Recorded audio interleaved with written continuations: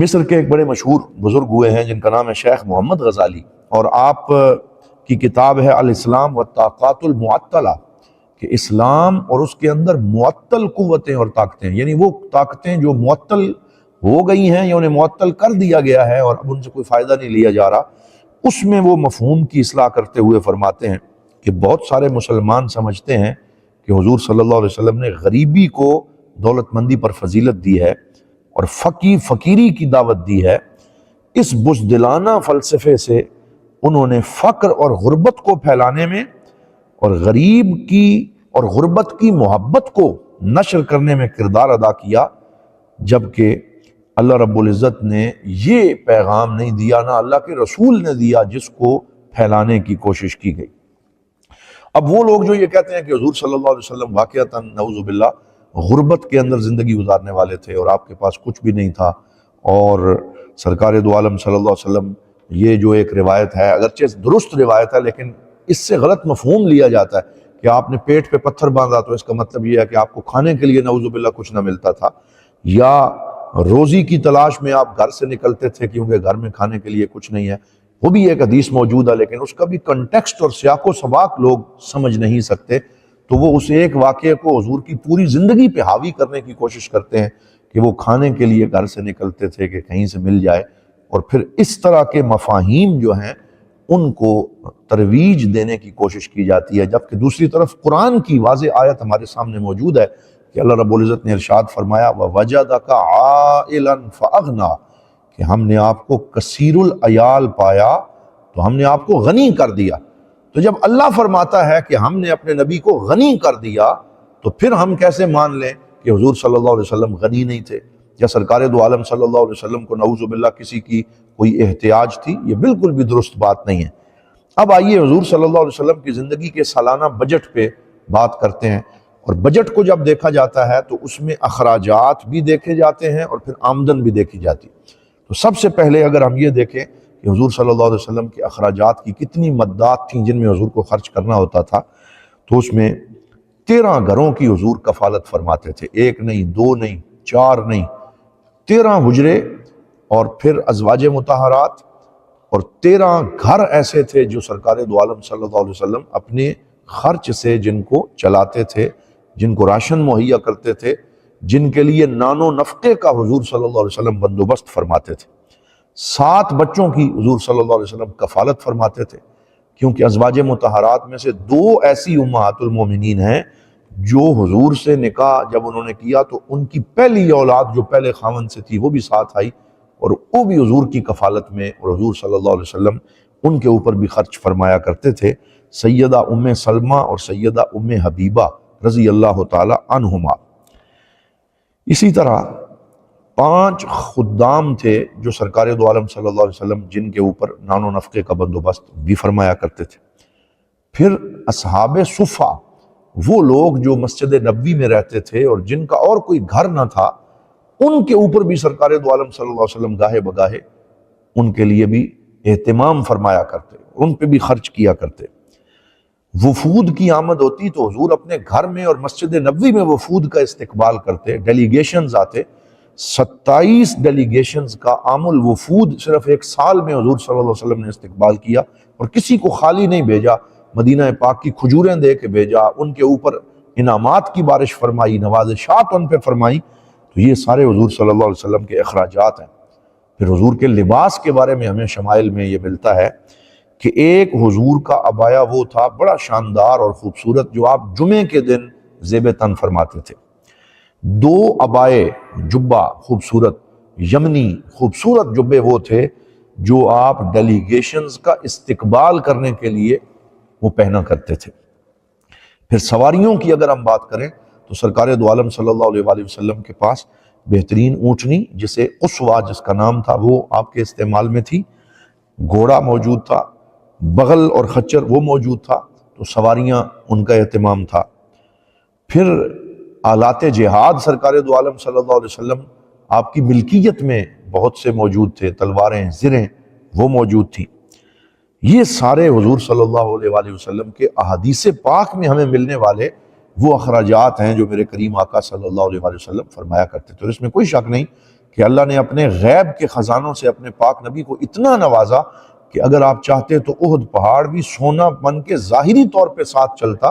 لیکن ویسے بھی جو مفہوم پیش کیا جاتا ہے کہ نعوذ باللہ وہاں کوئی ایسی کیفیت تھی کہ کوئی محتاجی تھی یا کوئی کمی تھی، تو وہاں کمی کا کوئی گزر نہ تھا، بلکہ جو حضور صلی اللہ علیہ وآلہ وسلم چاہتے آپ اس پہ خرچ بھی فرماتے اور نوازشات بھی فرماتے، اور بہت سی اس پہ احادیث پاک موجود ہیں۔ پھر آمدن کی اگر ہم بات کریں تو آپ صدقہ نہیں لیتے تھے، صدقہ آپ نے اپنے لیے بھی اور آپ کی آل پاک کے لیے بھی اس کو حرام قرار دیا کہ یہ ہمارے لیے جائز نہیں ہے، بلکہ یہ روایت موجود ہے کہ آپ کے نواسے سیدنا امام حسن مجتبیٰ رضی اللہ تعالیٰ عنہ جب چھوٹے تھے تو مدینے میں صدقے کی ایک کھجور انہوں نے تھوڑی سی اپنے منہ میں ڈال لی، تو حضور نے اپنی انگلی کے ذریعے ان کے حلق سے اس کو باہر نکالا اور فرمایا کخن کخن یا حسن، اے حسن اس کو باہر نکالو، اس کو باہر نکالو، کہ صدقہ میری آل کے لیے جائز نہیں۔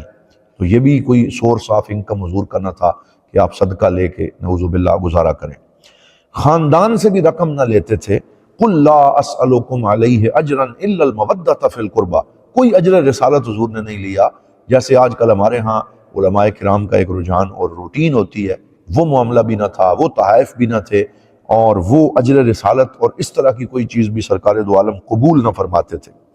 پھر حضرت مولا علی شیر خدا کی پرورش بھی حضور کے گھر میں ہوئی، سرکار دو عالم صلی اللہ علیہ وسلم نے ان کی پرورش کا اہتمام بھی فرمایا۔ اسی طرح جب ہجرت پہ آپ تشریف لے گئے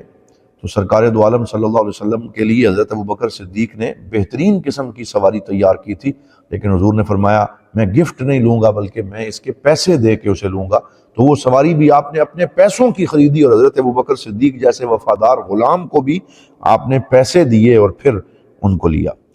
پھر جتنی بھی امہات المومنین ہیں، سیدہ خدیجہ بڑی مالدار تھیں، لیکن ان سے بھی آپ مال اس طرح قبول نہیں فرماتے تھے، کیونکہ قرآن کی آیت ہے الرجال قوامون علی النساء،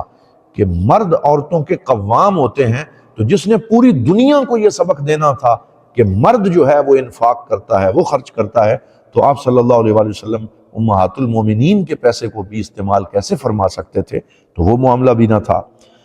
تو پھر کہاں سے وہ دخل اور آمدن آ رہی تھی؟ حضور نے تجارت فرمائی۔ سرکار دو عالم صلی اللہ علیہ وسلم ایک ماہر اور بہترین اور کامیاب تاجر تھے، اور اس پہ تو بہت سی احادیث گواہ ہیں کہ سرکار دو عالم صلی اللہ علیہ وسلم نے نکاح سے پہلے سیدہ خدیجۃ الکبریٰ رضی اللہ تعالی عنہا کے مال کو لے کے شام کا سفر کیا، اور کامیاب اور نفع بخش سفر کیا، اور اس میں آپ بہت زیادہ نفع لے کے واپس آئے، اور اس کی شہرت پورے عرب میں پھیل گئی کہ کتنی مہارت سے حضور صلی اللہ علیہ وسلم نے اپنا وہ تجارت کا سفر کیا۔ اور اس کے بعد بھی سرکار دو عالم صلی اللہ علیہ وسلم تجارت فرمایا کرتے تھے، کیونکہ قرآن حکیم میں موجود ہے کہ کفار حضور پہ یہ اعتراض بھی کرتے تھے وَقَالُوا مَا لِهَذَا الرَّسُولِ يَأْكُلُ الطَّعَامَ وَيَمْشِي فِي الْأَسْوَاقِ، وہ کہتے یہ کیسے رسول ہو سکتے ہیں کہ جو ہماری طرح کھاتے پیتے بھی ہیں اور بازار میں چلتے پھرتے ہیں، خرید و فروخت کرتے ہیں۔ تو حضور کے خرید و فروخت اور تجارت کرنے کو کفار نے اس کو حرف اعتراض اس پہ بلند کیا، تو اس سے یہ پتہ چلا کہ قرآن بھی اس کی گواہی دیتا ہے کہ حضور صلی اللہ علیہ وسلم بازار میں تجارت فرمایا کرتے تھے، کبھی کبھی خرید و فروخت اور ان معاملات میں حضور صلی اللہ علیہ وسلم وہاں سے بھی اپنا نفع اور آمدن لیا کرتے تھے حلال اور طیب طریقے سے۔ اور تجارت کرنا یہ سرکار دو عالم صلی اللہ علیہ وسلم کی سنت ہے، حضور سے پہلے انبیاء کی سنت ہے۔ حضرت سیدنا داؤد علیہ السلام زریں بناتے تھے اور لوہے کو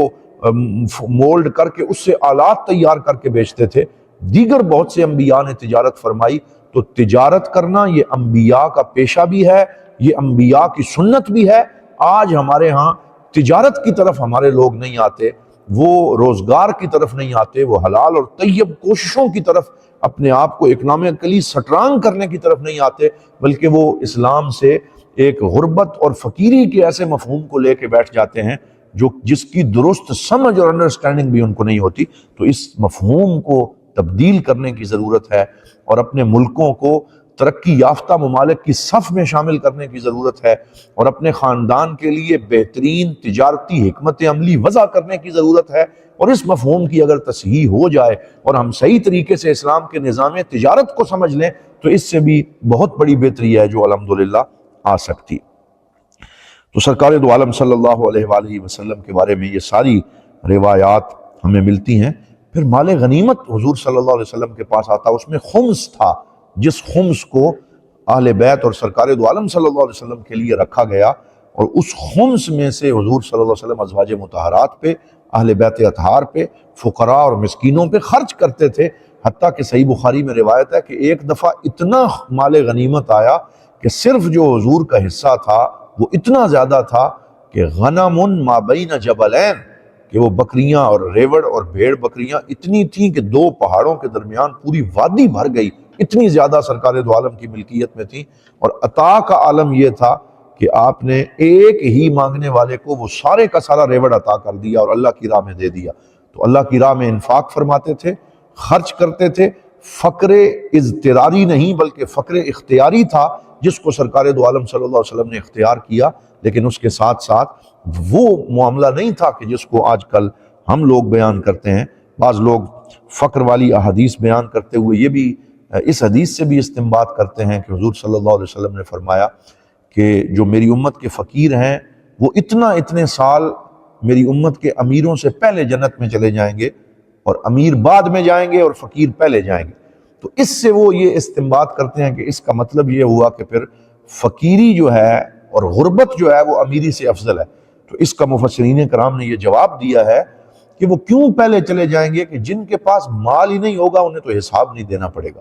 اس لیے وہ پہلے چلے جائیں گے۔ لیکن جو حساب دے کے امراء اور اغنیاء بھی جب جنت میں جائیں گے تو بالکل بھی اس کا یہ مفہوم نہیں ہے کہ ان کا مقام غریبوں اور فقیروں سے کم ہوگا، یہ مفہوم نہیں ہے، بلکہ جس نے اللہ کی راہ میں جتنا خرچ کیا ہوگا، سیدنا عثمان غنی جیسے لوگ، حضرت سیدنا عبد الرحمن بن عوف جیسے لوگ، بڑے بڑے امت کے وہ صحابہ، وہ صلحاء جنہوں نے اللہ تعالیٰ کی راہ میں خرچ کیا ہوگا، اس میں کوئی شک نہیں ہے کہ ان کا مقام باقی سب لوگوں سے بلند اور وراء الورا ہوگا۔ ہاں یہ بات ہے کہ وہ حساب پیش کرنا ہوگا کہ مال کو جائز اور طیب طریقے سے کمایا، طیب طریقے سے خرچ کیا، اس میں کوئی ایسا سورس نہیں آنے دیا جو کرپشن والا تھا، جو ناجائز تھا۔ اس چیز کی احتیاط کرنا اور حلال اور طیب رزق کو طلب کرنا، یہ تو اسلام کا مرکزی مفہوم ہے، اور اس سے کبھی بھی جو ہے وہ کسی طرح سے کنارہ کشی نہیں کی جا سکتی۔